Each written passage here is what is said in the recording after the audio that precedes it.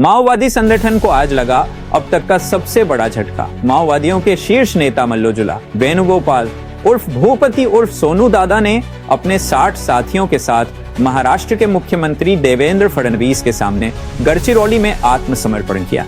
भूपति पिछले 45 वर्षों से संगठन में सक्रिय था और उस पर 10 करोड़ रुपए से अधिक का इनाम था। सरेंडर के दौरान 50 से ज्यादा हथियार भी किए गए सुपुर्द। भूपति की पत्नी भी पहले कर चुकी है सरेंडर। ये घटना नक्सल संगठन की सबसे बड़ी टूट मानी जा रही है।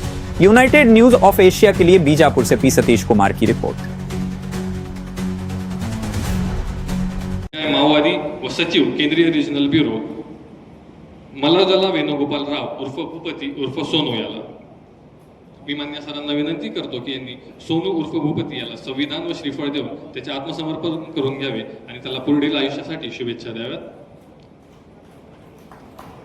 सोनू उर्फ भूपती हा आपल्या AK-47 रायफलसह मान्य मुख्यमंत्री सरांसमोर आत्मसमर्पण करीत आहे। हा मागील 40 वर्षांपासून माओवादी संघटनेमध्ये कार्यरत होता।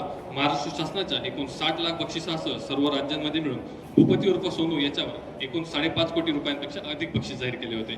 आत्मसमर्पणानंतर पुनर्वसनासाठी केंद्र व राज्य शासनाकडून याला एकूण 25 लाख रुपये बक्षीस म्हणून मिळणार आहेत। तसेच दिनांक 1 जानेवारी 2025 रोजी भूपती उर्फ सोनू याची पत्नी PKSZ सिंह तारक काशीराम हिने माननीय मुख्यमंत्री तथा गृहमंत्री महाराष्ट्र राज्य श्री देवेंद्र फडणवीस सर यांच्या समोर आत्मसमर्पण केलेले होते। माननीय मुख्यमंत्री तथा गृहमंत्री महाराष्ट्र राज्य श्री देवेंद्र फडणवीस सर यांच्या प्रयत्नांमुळेच इतक्या मोठ्या प्रमाणावर मार्ग भरकटलेले माओवादी सदस्य आत्मसमर्पण करून ते लोकशाहीच्या मुख्य प्रवाहामध्ये सामील होत आहेत व त्यांचे जीवन सुखकर होत आहे। याबद्दल आजच्या या कार्यक्रम प्रसंगी सोनू उर्फ भूपती याची पत्नी तारक काशीराम हिच्याकडून माननीय मुख्यमंत्री सरांना पुष्पगुच्छ देऊन त्यांचे आभार व्यक्त केले जात आहे।